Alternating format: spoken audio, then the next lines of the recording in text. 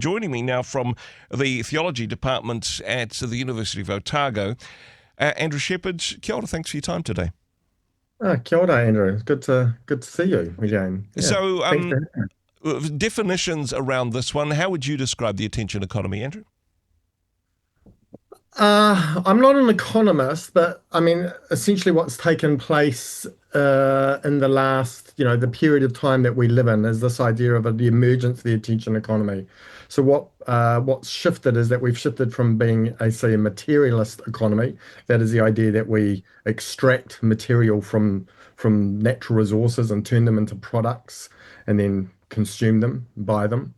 And that keeps the economy running, to a recognition here that actually what we're extracting now is attention, or what we're grabbing is people's attention. Uh, and now that's important in a material economy, but here in our latest stage of our sort of the our lives that we live in, and our globalized, digitized worlds, is not only is that it's grabbing our attention, but it also extracts from us our life experience and turns that into data. Yeah. So your comment is, yes, we are both the consumer, but we're also the product, but we're also the raw material that produces that product for each other's consumption. We're kind of eating ourselves, and actually maybe the real product is not just our attention, but a little bit of our soul in this regard. I mean, it used to be they had to get our attention for advertising, and that's certainly a part of the attention economy, but not necessarily advertising a particular product. How long we look at something, how many times we click on something. This is what's for sale, really, in this type of economy.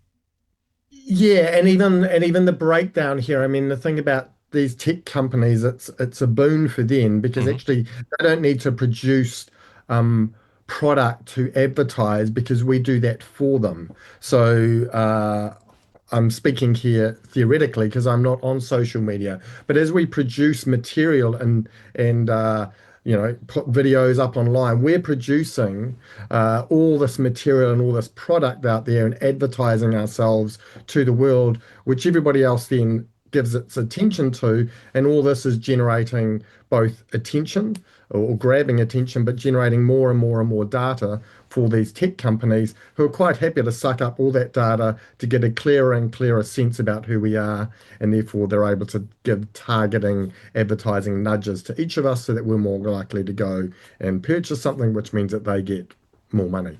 I think I'm part of the problem in this regard. Actually, that I'm a stooge for the attention economy. Is it a problem, though, in your point of view, or is this just a changing way in which we interact with each other? I know there's a dystopian view of, isn't it terrible? Everybody's on their phones and society's collapsing in on itself.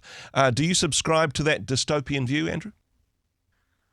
Um, I think it's an interesting comment there, the idea of dystopian. I mean, there's certainly an element in which some of the communication around it is dystopian, but I think you also have to recognize there's a form of utopianism that is going on. So, since the emergence of, the interweb, the internet, we were told this thing is going to bring us closer together. We're going to connect with each other. We're going to share stories. The world is going to become smaller and smaller. There'll be more of a sort of diversity and complexity of the world. This will lead to a greater democratizing effect. So, particularly during the Arab Spring, the understanding here that this technology would lead to a democratization of the world, human freedom, etc., etc. At least from a Christian perspective, one of the recognitions here is that actually this is a technology which then amplifies what is always the case, which is both the richness and the beauty of human experience and the brokenness of human experience. And so what we've discovered is actually is living in this world, this sort of online, digitized, virtual world, is that it also amplifies our resentment, our envy, our greed, our animosity. And so what we're discovering is actually living on this also leads to social polarization, leads to a breakdown in trusts of institutions, whether it be sort of the idea of science, knowledge, questioning the very idea of shared reality. So we have the emergence of conspiracy theories. Yeah. And so that I would suggest is less dystopian and more just actually a more honest telling about actually what's going on within sort of this mixed reality, which both has some positives.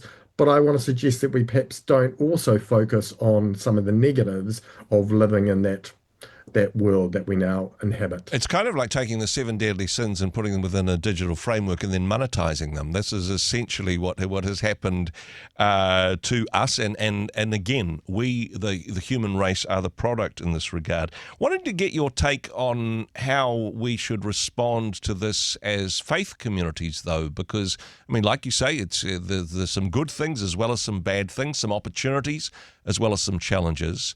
But how should the church respond? What's a theological framework for this, Andrew? Uh, First of all, I really liked your comment about the seven vices. I think that's a very helpful way to think about it. Yeah, it is the seven vices writ large.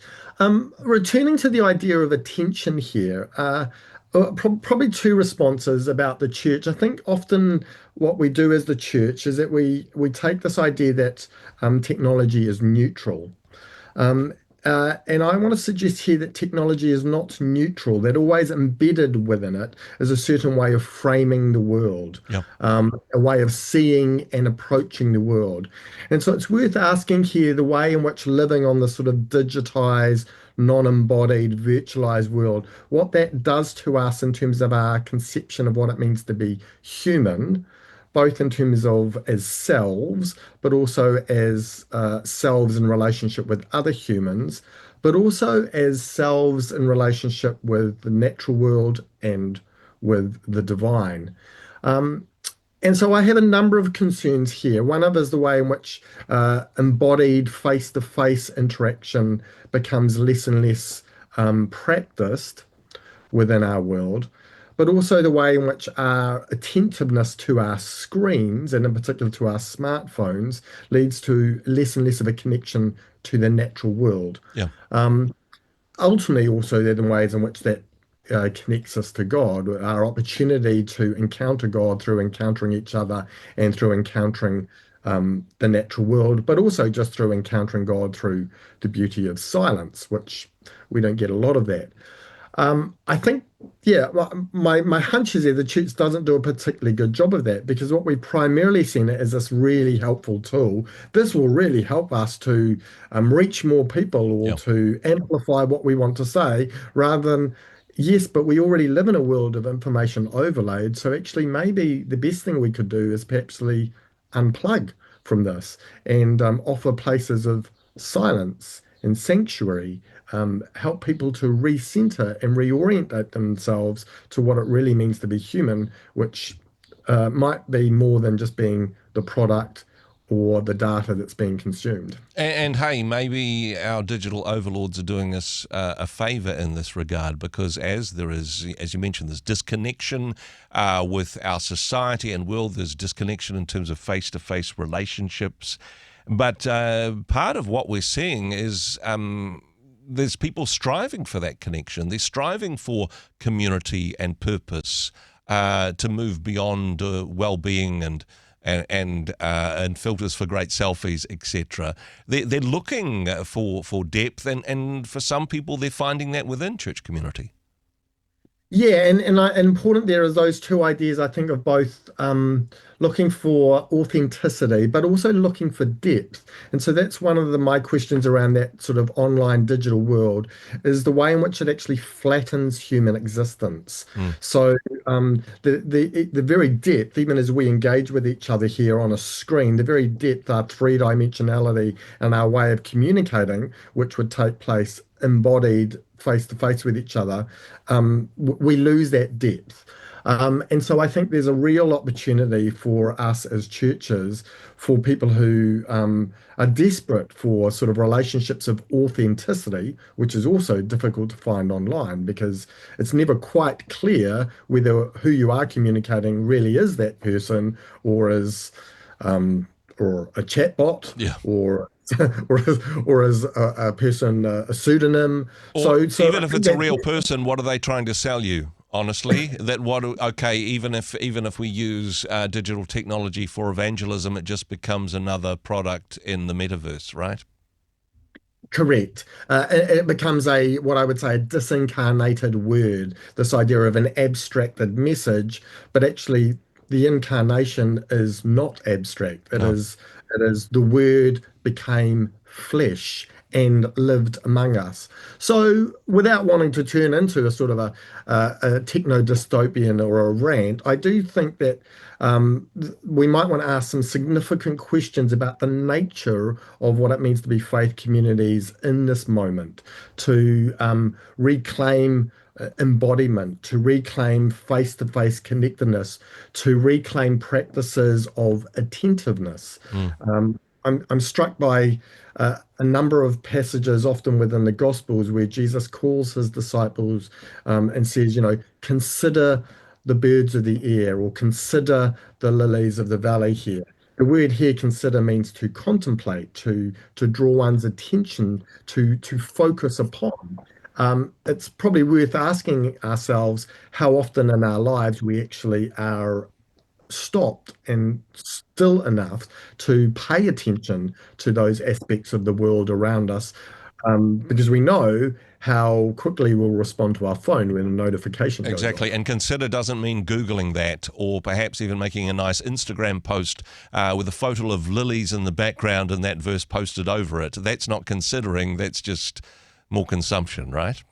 Well, exactly. It's turning sort of the natural world into a product, which then is used to pump up our profile. And there's a useful book actually that's just come out by Nicholas Carr called Super Bloom, Hmm. where he focuses on exactly that, this amazing poppy field in an area of California, and everybody turning up there to get a photo so they could put it on their Instagram posts so that everybody could then watch this super bloom taking place online, which of Wow. course begs the question, which is what is the real? Is it the super bloom of these poppies, Yeah. or is it the reality of what we're seeing online? And I think that becomes that dystopian aspect when, Meta tells us that we're going to live these worlds where our real world and our online world sort of just merge seamlessly, and we're going to live in this sort of fantastic new metaverse. That, at least to me, well, that feels very frightening. And I begin to sort of think, this sounds a little bit like Gnosticism, Yeah. techno-Gnosticism. Wow. I do love that term, techno-Gnosticism. So engaging with nature, engaging with others, not so that you can take a selfie, not so that you can take a photo of that, but just to be present and to experience that and to find God in that relationship and that engaging with creation. Some wonderful topics for conversation and some challenges for us today. Andrew, thanks for the work that you do at Otago. Thanks for joining us today. Thanks so much, Andrew. It was a pleasure. Look forward to seeing you again. Hey, thanks very much for joining us in the Rhema studio. Thanks very much for watching the interview. It's kind of nice to have an audience, actually. And if you did like what you watched, then do give us a like, do give us the thumbs up. And if you'd like to see more interviews like that one, or perhaps even better, subscribe and those interviews will come straight to you. Don't forget to turn on your notifications, and we'll see you in the next one. Cheers.